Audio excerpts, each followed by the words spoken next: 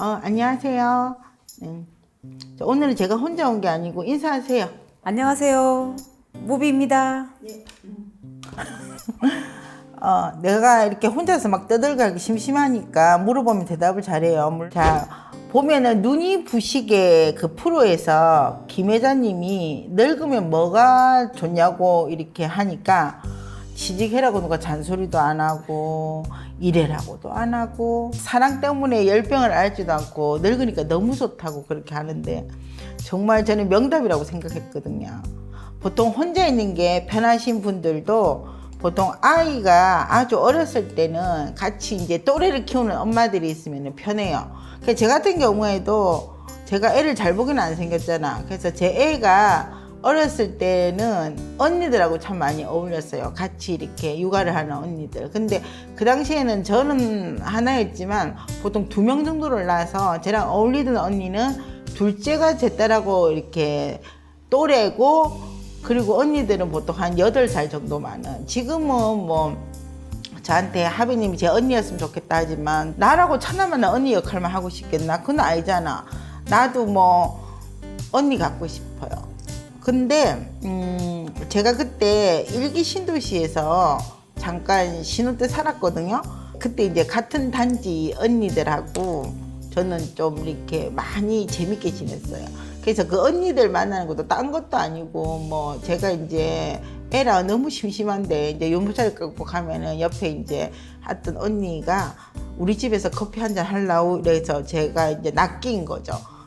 고맙게 생각해요. 커피 한잔 하려고 하는데 얼마나 그 낭만적인가요. 그래가지고는 제가 그때도 일을 하고 있었으니까 출근할 때는 그 단지 내 어린이집에 애를 맡기고 퇴근하면서 찾아오고, 그럼 제가 이제 우리 집 현관에서 이렇게 보면 언니들이 막 제가 올 때쯤 되면은 막 만두랑 그다음에 김치랑 이렇게 해가지고 저랑 놀아보려고 막 기다리고 이랬던 그런 좋은 추억이 있거든요. 근데 그 언니들은 이제 다들 형부들이 직장도 다 좋고 언니들이 아주 자녀 교육에 올인한 언니들이 굉장히 많았어요. 보통 전업 주부를 하면서 애 잘 키워보자. 그리고 이제 형부들은 굉장히 열심히 일을 하고 그런 분위기였는데, 근데 제가 그때 이제 보면서 애들이 너무 공부를 잘해도 이거는 좀 힘들겠구나 이렇게 생각을 많이 했었거든요. 그때 이제 그 모임이 이제 좀 이렇게 와야 된 거는 거기 이제 언니들이 애들 교육 때문에 공부를 하러 장기간 떠나거나 아니 이민을 가거나, 그때 저도 같이 가자 이런 이야기를 굉장히 많이 들었는데 그때 저는 외국에 살면 심심하거든. 외국에 살면 재밌는 게 아니라 수영하는 것도 하루 이틀이지 심심하거든요. 그래서 그러면 심심한 것도 제가 못 참잖아. 그래가지고 나는 여기서 좀 더 후회를 도모하고 좀 더 놀다 가겠다 이렇게 이야기했는데, 그때 아마 그 언니를 따라가서 애 공부 겸 해서 갔다고 하면은 또 제 인생이 또 다르게 풀렸겠죠. 뭐 인생이 한치 앞을 모르겠네. 자, 근데 그 중에서 이제 제일 친한 언니는 이제 이민을 가고 그 중에 또 같이 어울렸던 언니가 있었는데 그 언니가 좀 이렇게 힘이 없고 몸도 좀 왜소하고 좀 이랬어요. 그래서 왜 언니가 저렇게 어두울까 생각했는데 봤더니 아들이 둘이었는데 그 둘째 애가 자폐를 앓았는데, 그리고 이제 아들 둘이니까 아들이 이제 초등학교 고학년만 돼도 키도 크고 덩치도 크고 이랬는데 언니가 감당을 잘 못하더라고. 그랬는데 또 첫째 아들은 너무 어젓하고 천재인 거야, 천재. 그래서 그때 그 언니가 굉장히 고민을 했어요. 첫째가 저렇게 공부를 잘하는데 동생이 좀 아프니까 학교에서 이렇게 왕따를 좀 당한다는 거야. 네 동생은 뭐 그렇지 하는 식으로. 그래서 유학을 보내고 싶은데 애가 또 공부를 너무 잘 천재니까 하버드랑 스탠포드 둘 다 합격을 했다는 거야.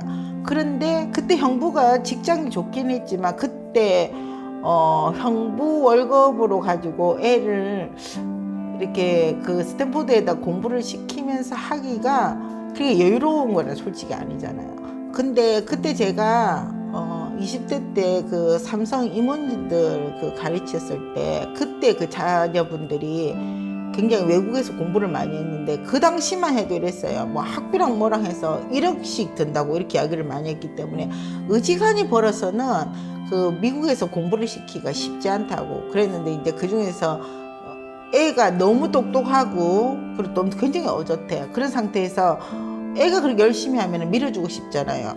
그 당시에 이제 고민 억수로 많이 하는데 보내기로 결정했다는 소리를 들었어요. 근데 일기 신도시가 분당, 일산 이런 게 1992년도에 보통 보면은 이제 청약을 넣고 이랬던 걸로 제가 기억하거든요. 왜냐면은 그때 이제 친한 친구 엄마가 분당에 넣을까 일산에 넣을까 하고 이야기하던 걸 제가 들었을 때 그때 분당에 넣기로 해서 이제 훨씬 더 좋죠. 근데 여러분 일기 신도시 같은 경우에도 이래요. 신도시가 지금 5개다.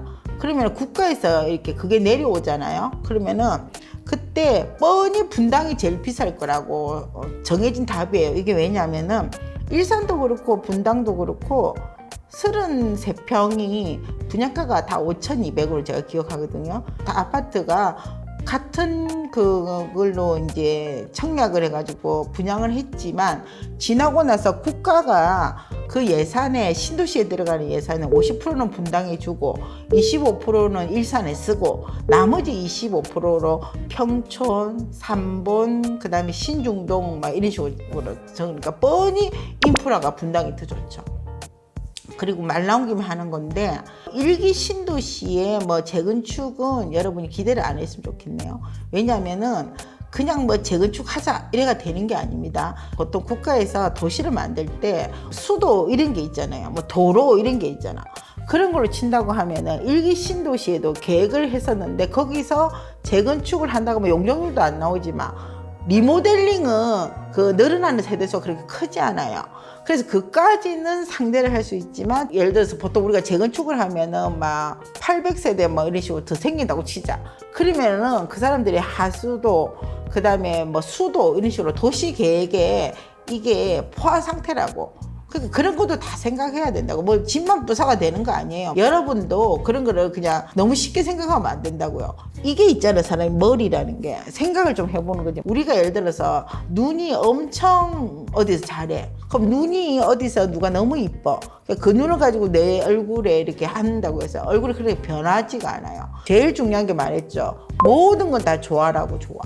그러니까 그런 걸 잘 생각해서 여러분이 투자를 하거나 이럴 때 이쪽은 그런 것도 좀 생각해 보라고. 어디서 누가 좀 좋다더라 하면 아무 생각 없이 우르르하기에는 그러면 안 되잖아. 왜냐하면 여러분만 안 되는 게 아니라 제가 이렇게 봤더니 투자를 해가지고 잘 안 되면은 친정도 이렇게 연결된 경우도 있고 시댁도 연결된 경우가 있고 해서 한 집안이 너무 힘들더라고요. 그러니까 신중하자고. 근데 왜 말이 3,000% 왔느냐? 여러분 우리가 이런 게 있잖아. 그 부탄이라는 국가 알죠? 부탄이 왜 유명하죠? 부탄이 우리가 흔히 알기로는 부탄이 좀 못 사는 나라거든. 근데 행복지수가 높아가지고 너무 행복하다 해가지고 이렇게 소개된 그런 게 있는데 그거는 옛날 말이고 지금 행복지수가 전 세계에서 100위 정도로 확 떨어졌다고 하잖아요. 그 원인이 뭘 것 같아요? 뭐 여보시오. 선생님도 한번 이야기해 보세요. 그 원인이 뭘 것 같아요? 자본주의 맛을 알아서? 그 맛을 알았다는 말이 참 애매한 게 그럼 내가 여러분한테 한번 물어보자. 그 맛을 알았다고 그랬잖아. 그 왜냐하면은 여러분 SNS 인스타 같은 거 저 같은 경우에는 인스타 뭐 계정만 만들어 놓고 안 하지만은 왜냐하면은 그 인스타 같은 거를 하려고 하면 있죠 굉장히 공이 많이 들어요. 그러니까 생각해 봐봐. 내가 밥솥에 밥 먹고 있는 거 그런 거 올릴 수는 없잖아. 그러니까 최대한 좋은 데서 맛있게 세팅을 해가지고 최고의 그런 순간만을 해서 올린다고요. 그러면 이제 올리다 보면은 우리가 보는 거는 얘는 이렇게 좋은 데서 이렇게 맛있는 데서 이렇게 좋은 사람들하고 이렇게 행복해 보인다는 생각을 하는 거야.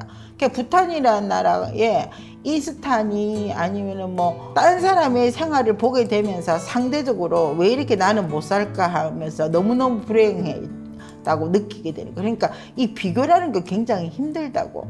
그래서 제가 이 말을 왜 하는 거냐면요. 스탠포드 갔잖아. 걔는 그러니까 가서 공부를 하고 보내준 것도 너무 부모님한테 감사할 거잖아. 여러분 생각보다 그 후진국이라는 나라의 부자인 애들은 상상을 초월할 정도로 그런 애들이 부자라서 다 그쪽에 온다고. 그럼 그 친구들은 기본이 요트를 타고 휴가를 가고 하는데 걔는 한국에 너무 오고 싶어도 비행기표도 너무 아까워할 그런 정도잖아. 근데 보면은 그 언니를 이렇게 보면은 뭐라고 해야 될까? 같이 모이면은 커피도 한 잔 못 살 정도로 그렇게 돈을 아끼면서 언니는 너무너무너무 좀 힘들어 보여서 도와주고 싶을 정도로 그 아들을 위해서. 그런데 솔직히 뭐 일산에 그때 제일 좋았던 아파트가 백마마을이 제일 부자라고 그랬거든요. 그래서 여러분한테 죄송하지만 후곡마을 같은 경우는 평형이 좀 작아요. 그래서 그 백마마을의 평형이 다 뭐 40평, 48평 다 이랬는데 그 당시에는 가격이 좀 덜 오르기 전에는 한 2억 9천에 샀다가 제일 오를 때 한 8억 5천 됐을 때 이제 팔아라고 이렇게 언니들한테 이야기했을 때 그 중에서 이민간 언니들이야 팔았지만 나머지 언니들은 계속 거기서 살아요. 그렇지만 지금은 그게 힘도 못 쳐서 뭐 한 4억 정도에 팔 수 있을까 지금? 그러니까 보통 신도시 같은 경우에 여러분 한 10년 정도 있으면 가장 클라이막스거든. 근데 지금 그런 룰도 다 깨졌어요. 왜냐하면은 신도시라는 거가 그 주변에 지금 신도시는 아니더라도 택지지구 같이 계속 들었으니까. 그러니까 어쨌든 건희 같은 경우에도 그 집 한 채인데 솔직히 여러분 생각을 한번 해봐봐. 한 번 확 도와주고 계속 나 병원 가야 되니까 내한테 병원비 좀 줄래 너가? 엄마한테 용돈 좀 줄래? 이러는 부모가 좋겠어요. 내한테 재산 안 물려도 되지만은 아 됐다. 용돈 좀 엄마 줄까 하면 웃기지 마 이러는 엄마가 더 편할 것 같아요. 웃기지 마가 너무 좋아요. 이 웃기지 마가 뭔가 하면은 저 재건축 몇 기였죠? 몇 기에 내 제목이 웃기지 마였는데 아 맞다 8기가 웃기지 마가 아니었을 거야. 웃기지 마라는 게 뭐가 나왔는가 하면은 저는 그다지 이제 엄마랑 친하지는 않지만은 우리 엄마한테 용돈을 줄까 이야기하면은 엄마가 저한테 야 웃기지 마 이렇게 이야기를 해서 그때 엄마가 좀 멋져 보이더라고. 그래서 웃기지 마 이렇게 된 거죠. 그렇습니다.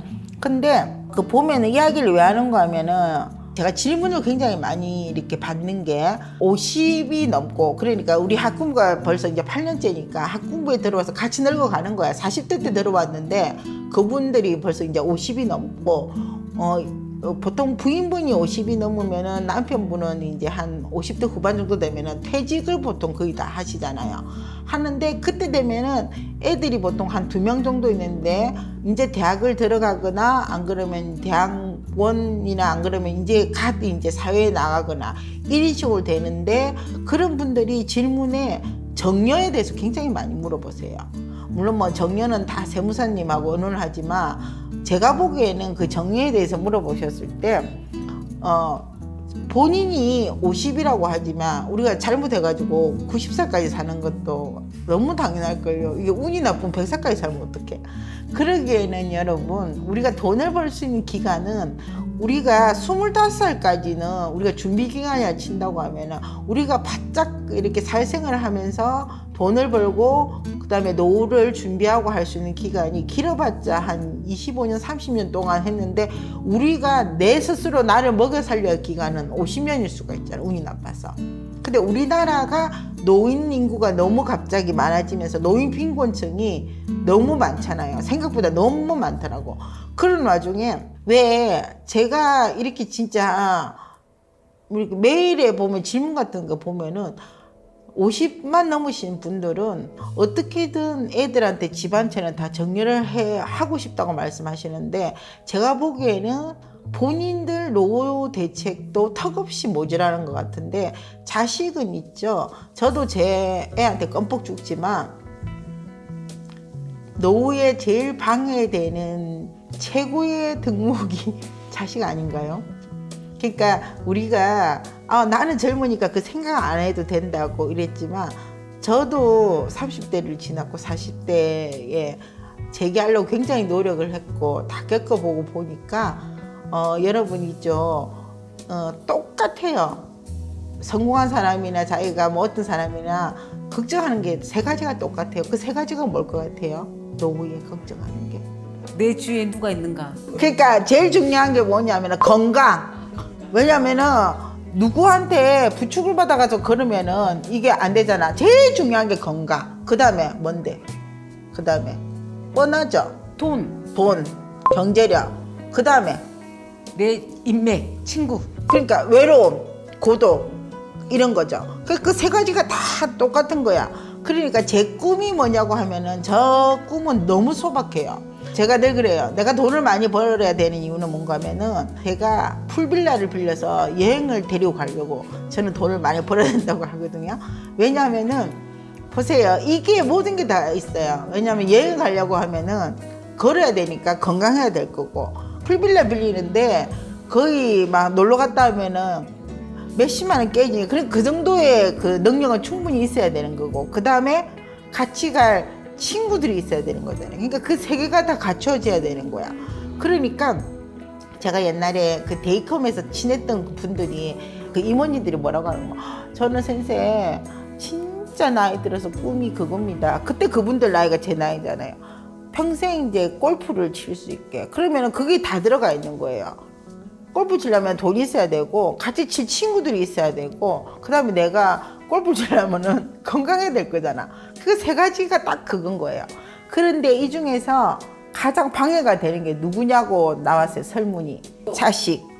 자식입니다. 자식이 없는 분은 어떻게 보면 이때는 아우 자식 없어 이렇게 할 수 있는데, 왜냐면은 자식이 있죠. 엄마 나 사업 좀 해보려는데 조금만 밀어달라고 이야기했을 때 100에 100 전부 다 밀어주면서, 그렇게 하면은 줄 때는 괜찮지만 엄마 집은 팔아서 내 사업 자금을 하고 엄마는 우리 집에 들어와서 살아 이렇게 이야기를 했는데, 들어와서 살면 그 다음부터 내 집이 아니고 그렇게 눈치를 보게 되는 거죠.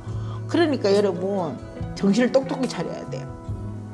왜냐면은 자식의 효도는 이제 어렸을 때 빵긋빵긋 웃고, 저도 지금 생각하니까 엄마 어디 가요 막 이렇게 해서 나를 찾고 이렇게 나한테 볼 비비고 했던 그때 효도를 다한 거지, 지금은 찬바람이 쌩쌩 불거든. 그러니까 뭐냐면은 우리가 정신을 잘 차리자고요. 이거 보면 안 되는데, 아니 우리가 정신을 잘 차리자고.